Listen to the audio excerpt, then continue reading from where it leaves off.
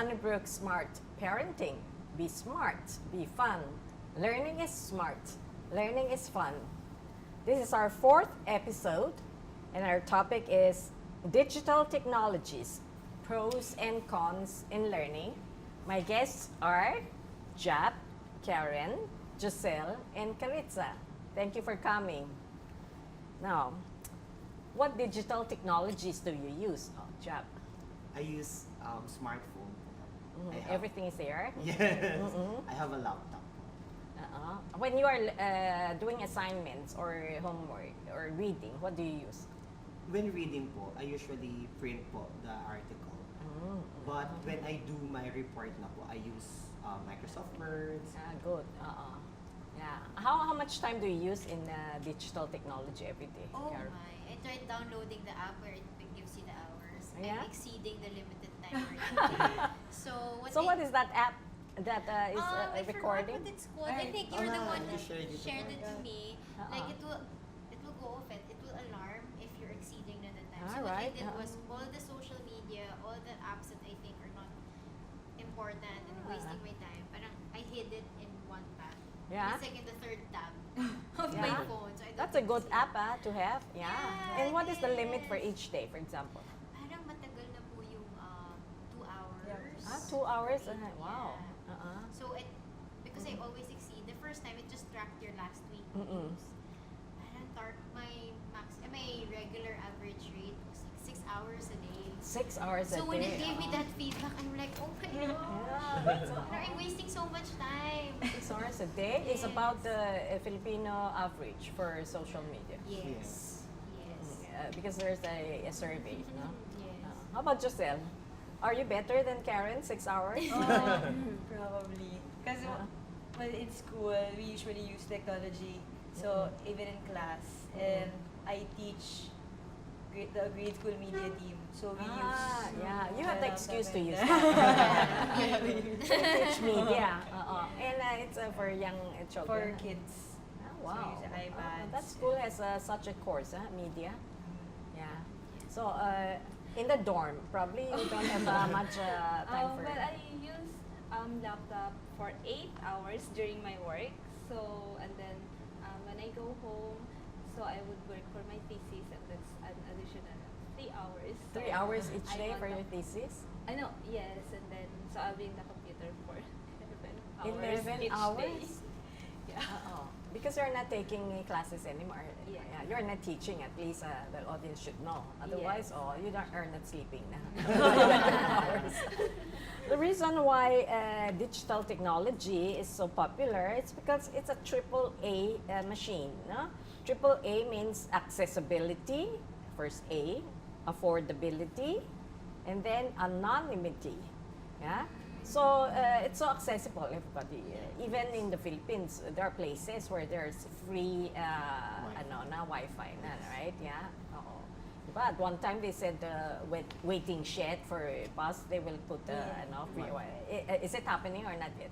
I think in Manila. Yes. In other places, I think also there are Buses. lines Bus, with free yeah, Wi-Fi. correct. already. Yeah. especially provincial buses. Yes. All right, long haul, no? Yes. Yeah, so accessibility, affordability, even if you have your own Wi-Fi internet connection at home, most people can afford na these Yes. days. Yes. Oo. They Yeah. have this what we call PisoNet. For just 1 peso, you can access the internet only for like 15 minutes. 15 minutes for For 1 peso. 1 peso? Yes. Yeah. Because my students do that po.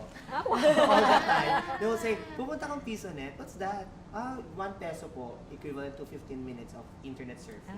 So they have to go to a particular place? Yes po, like an There's a internet shop. shop. Wow, oo. So that's good, kasi that means in 15 minutes you better do your work quickly. Otherwise you're spending more. You can see how much you are spending, di ba? Yes. Oo. Yeah, and the third one is anonymity. When you're in social media, you don't have to tell people who you are, and when you make comments, you're anonymous, and that's the reason why people are so mean, because they don't have to identify themselves. Yeah, that is a Trolls. trolls. And you cannot even tell what's true or what's fake these days, because you are not accountable to like journalism. You have a name to protect, a paper to protect, di ba? No? Yes. So because of this AAA, digital media has become so much part of our life, no? By the way, can you live without internet? Internet offers. Can you live without it? Parang hirap, no? Now, have you tried? Have you tried one day without internet? I think it's not like a decision to try not to have internet, but when you are in places without access, parang you You're feel forced to. it's too. For me, I feel two things. First, I panic. Like, what do I do? You feel What if- anxious, no? Yeah, but what if I need to answer something in my emails? But then the second side of that, it's so freeing. So freeing. Yeah. Parang no, double-edged sword siya in a way na ang sarap ng Oh, you just don't- go, sorry, didn't reply. I didn't have Oo, internet. man. Parang ang Correct. sarap. There's a reason. Yeah. Oo. Actually, we can turn off our own internet. But we don't do it. Yeah, it's when you go to Boracay or somewhere else where the internet Yeah. is low connectivity, then you get an excuse for not using it, no?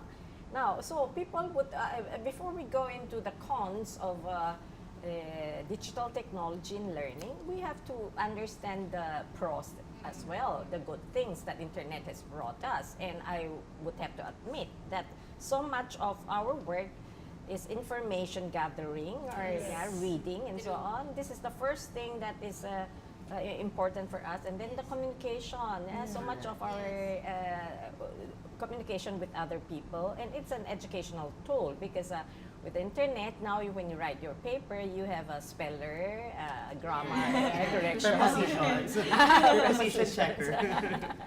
That's right. Now, so do you agree that there are pros to using the Yes, internet? What can you add for those pros that I mentioned? For me, from what I see from my students, they're able to produce works from their own because of the technology.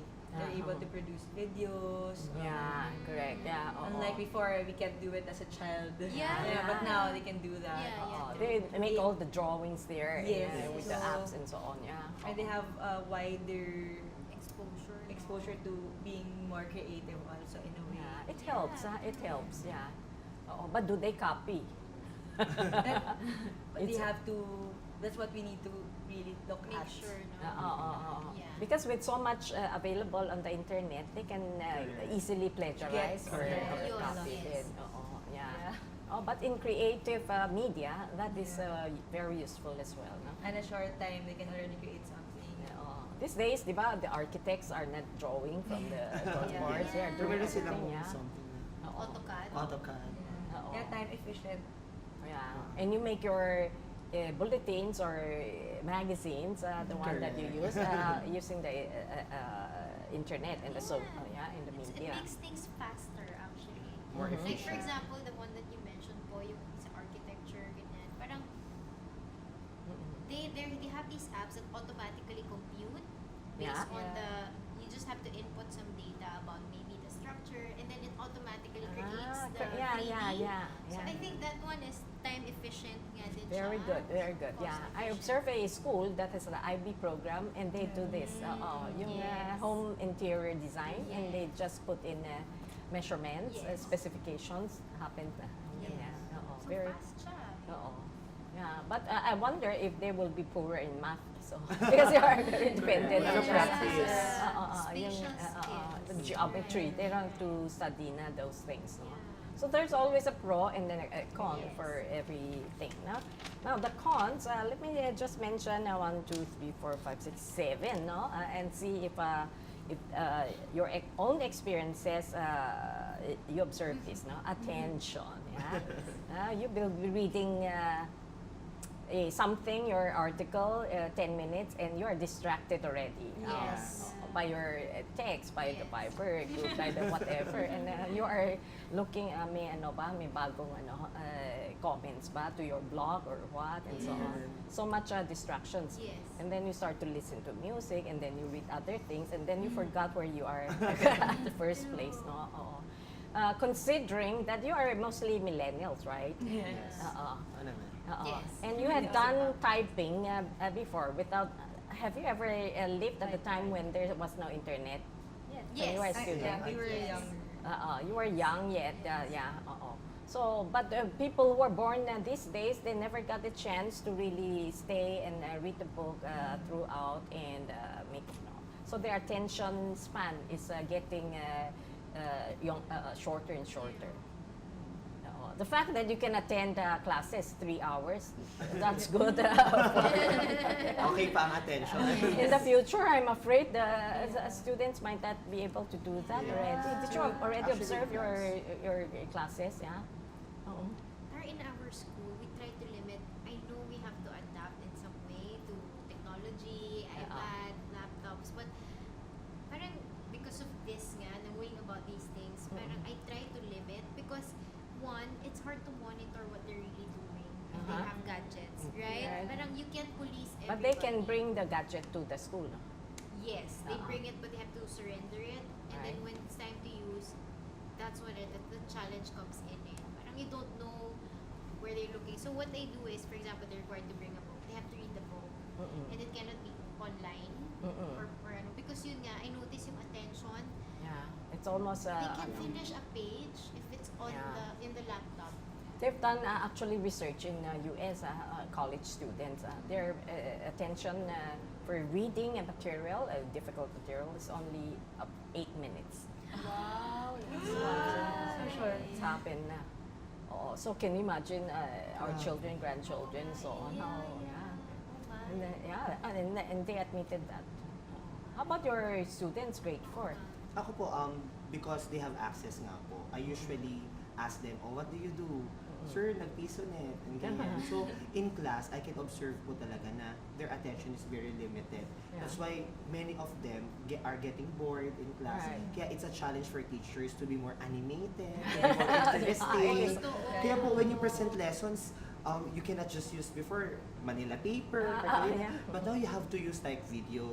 Yeah, That's true. correct. Yeah, Yeah. sometimes because Yeah. if not, they will just like sleepy all the time in So class. that's why you are so animated. Yes, it's a challenge. So. And that's so much humor in your Yes, teaching. ma'am. Yeah, I'm trying. Yeah. Because if not, I will really lose my students' Right, attention. yeah, yeah. Can you imagine in India they listen to Gandhi and they listen overnight pa? It's several hours, 12 hours, and afterwards tomorrow another 12 hours. They would just sit there and listen. That kind of attention is no longer possible here, no? Yeah. How about memory? Are you good with your memory? How about how many telephone numbers can you memorize? Not even yours. If you have more cell phones, no, more than one, sometimes you don't even remember the The other other one. one. Yeah, oo. So what happened to memory? It becomes memory stick. Diba? It's in the USB. Because there's not much here. Because we delegate it to this, Yes. to the computer, to our smartphone. Yeah, so we are outsourcing our memory. Without practice, the memory will be affected. So when we were younger, in the elementary grades, we could remember so much without the gadget and so on, because we have to remember, because you don't get the assistance of your calculator or your in the cell phone or so on, diba? How about reading? What are people reading these days? And Caritza, has that affected you already? Did you read more when you were not with your cell phone? Well, this is a confession. I've never ever finished a single ebook because I always prefer printed books. Oh, but even Okay, printed but- books, do you read? Yes. Mm-mm. Yeah. I read books every day. That's Wow, yeah, Wow, every ang day. daming time. Yeah. Oh my God. At least 1 hour a day. But you have problem reading ebook. Ebooks. Yeah. I don't know, but Yeah. I It gets I just distracted. can't read It's it, very yeah. easily distracted Yeah. because you have so much thing happening there on your. Or it doesn't hold your attention as much as an Yeah. actual book. Correct, I think, yeah. Especially when For a us. notification pops in. You've got mail. Oh. Yung reading flow mo po, nai-interrupt.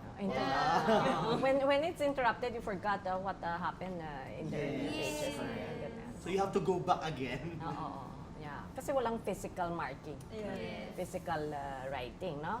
How about the writing? Has it Ah. affected writing of your Yes. students? Ako po, Oo. in my class po, most of them have poor handwriting as in. Yes.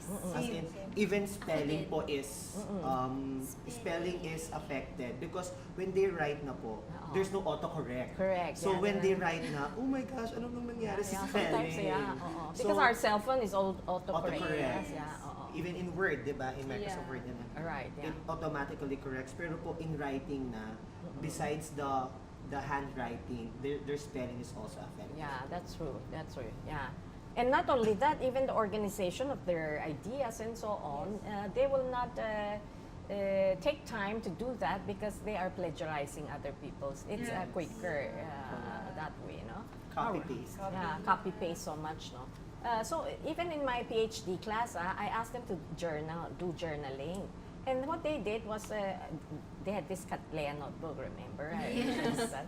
And they would type and then paste it. I said, no, I want you to do longhand. Because otherwise this art is no, lost already. The longhand writing. So I asked them, in the next few entries, you are to do it longhand. And you know why? Because if you write this, your spelling is better because there's motoric memory. Yeah. While you type, there's no motoric memory as much as the long. You're right. Yung ganun, ha? And cheating. So much cheating happening in online. Yes. Plagiarism, copyright, and so on. Not only cheating in school, cheating with Yeah. affairs. It's happening, yeah. I agree. Yeah. Hide up. May all kinds of app, ha? Sa mga secret conversation. Yes, there yes, are for example, in apps. Messenger, Really? Yeah. in Viber also, they have secret conversation. It will be erased po in a certain second, correct. certain Yeah. So minute. people will not know. Yeah. Kaya po, if Wow. you're hiding something, How do you know these things? well, I'm an explorer. Yeah, there are this typology that I also gave. Time displacement. So much time. You didn't understand why 6 hours just went by. What did I do? Yeah. One It's full, like Kasi one it's full, like- ano na siya, job. Oo, more than more Parang than it's one like job. parang it's a black hole. Oo. Parang when you start opening Correct. like an app, parang it's so Ano, hard to stories. stop. Addictive. Addictive. Oo. Sobra, Yeah.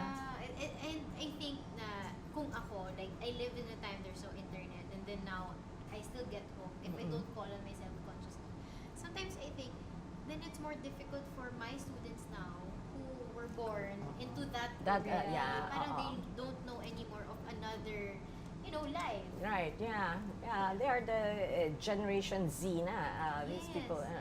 And they will all their life, because life is made up of time.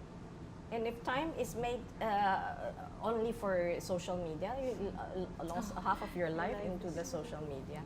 Yeah, so time is the stuff of what makes life. Di ba? You said your life, how long is your life? That means the time you have Yeah. on earth. Oo. The last one, motivation. Because it affects our motivation because of distraction, a lot of distraction. So we are not motivated to focus, to persist. All these important theories about motivation, to work hard, to give the best effort. We always look for a shortcut. With the internet, we look for a shortcut. What's the easiest way to do? Yeah. So the cons I mentioned here are attention, memory, reading, writing, cheating, time, and motivation. Now, what I'm most concerned about is that people these days do not read, and they do not know how to read. There is a science and art of reading. And if we don't read, we cannot learn. Even until today, with the advance of digital technology, we still have to read books. Yeah, because so much knowledge is distilled for us by the authors for us to learn, right? Now, but reading is a linear process, one step at a time, one letter at a time, one word at a time. Yeah? And when reading, we have to be calm. You cannot be hurrying from one place to another and reading. You cannot absorb, right? Yes. Yeah, and then it needs a sustained focus and it will take time. All this will be replaced in the present day when we have the digital technology, where people are restless. We're restless. Should I be checking my email? Should I be checking ganyan? Rather, should I be answering the phone? Should I update my Facebook or things like that? Restless, no? Then distracted. And then we have poor memory. And there's no time for thinking when we are presented with the digital technology. So all these are not supportive of reading the environment of the digital technology. Yeah. So what happens reading in the digital age? Look at these and see if you are guilty of these. Propensity to rush. Diba you point and click and point and click. When you are doing a review of related literature, you probably will be just pointing and you store them and you think you already know them. When in fact, you just store them, file them, you hoarded them, but not using them. Yeah. The second is overwhelmed by the amount of information. Too much information out in the world. A teacher's role is to sift and sort and help the students to select. Yeah, that's the main job. No? The third is it seizes your attention, then scatter it because it will click to another new website. Hypertext, di ba? Yes. Oo. Then we get excited with the hypertext rather than what we are reading. And now, in that case, we are unable to digest and think. And because, however, if you have the books, it gives you a sense of permanence. It can wait to be read carefully.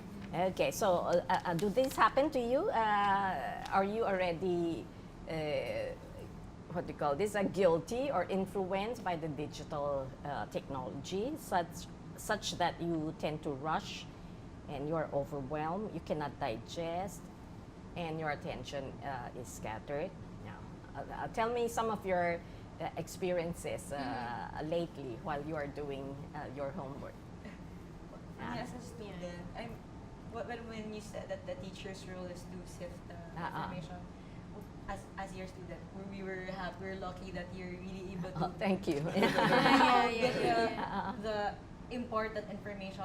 But when we study on our own and get to do a paper, and there's so much that Resources. you just surf what you read. You don't read the whole thing. Well, guilty of that when I have to write a long paper.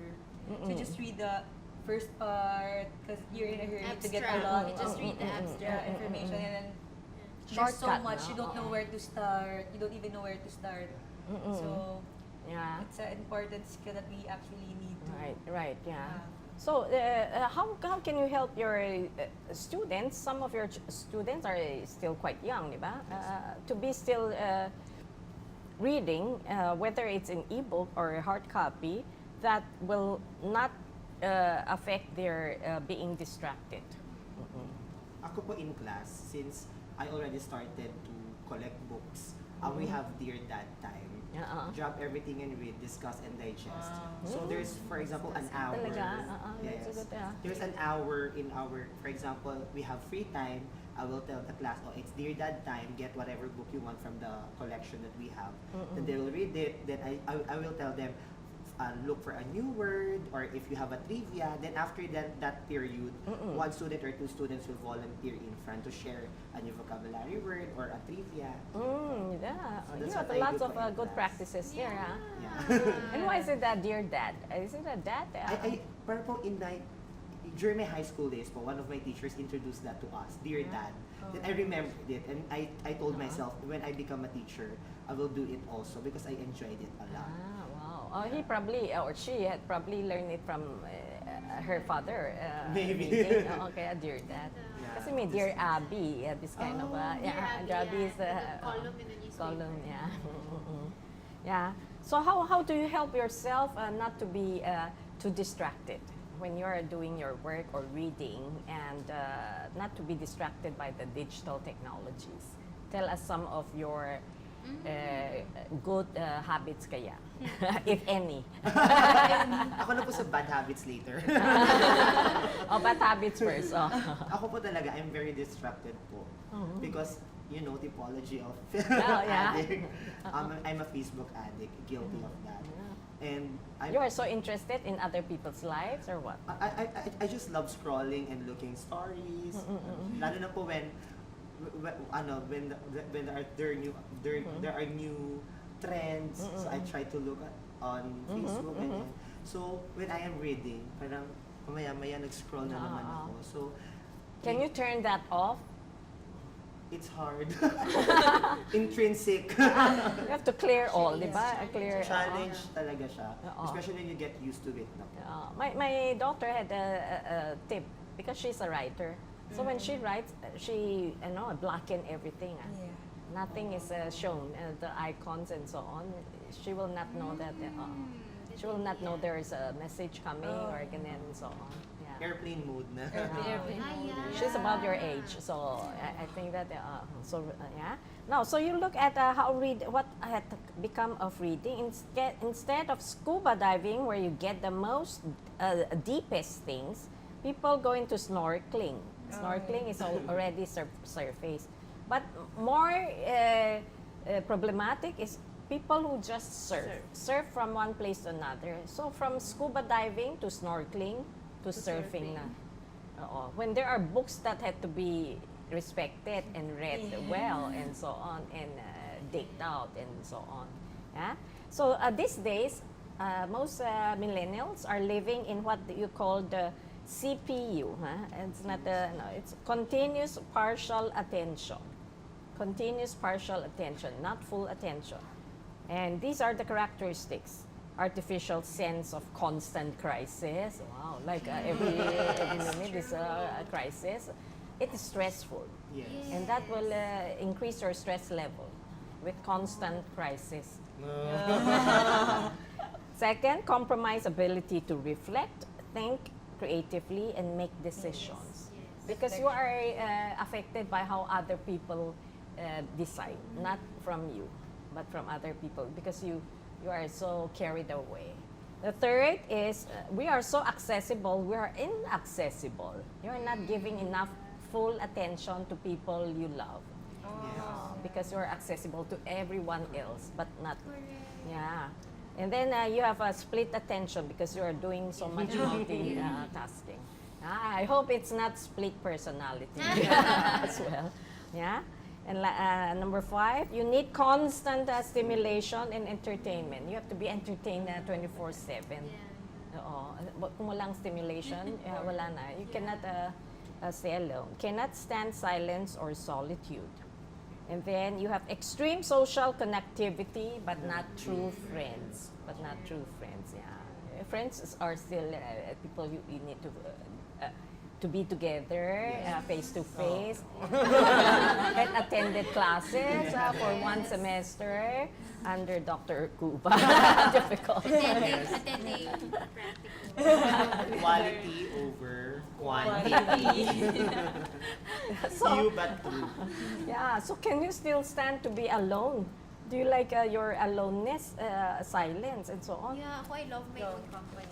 I'm glad. Oo. Yeah, parang, You know the Bible verse, be still and know that I am God. You have to be still to experience God, no? Yeah, and so on. Richard Foster says, in contemporary society, our adversaries major in 3 things. Our enemies: noise, hurry, and crowds. And he wrote this many years ago, not referring to the internet. But today, in the internet, you have lots of noise. yes. And you have lots of hurrying. And then crowds. This group would be mean to this group and so on and so forth. So what happens, we want to be constantly busy. Because for some, busyness, like anesthesia, numbs us from thinking more deeply about spiritual realities that could only be possible in silence and solitude. We numb ourselves like anesthesia, di ba? Yeah. So we will not think of the big questions in life.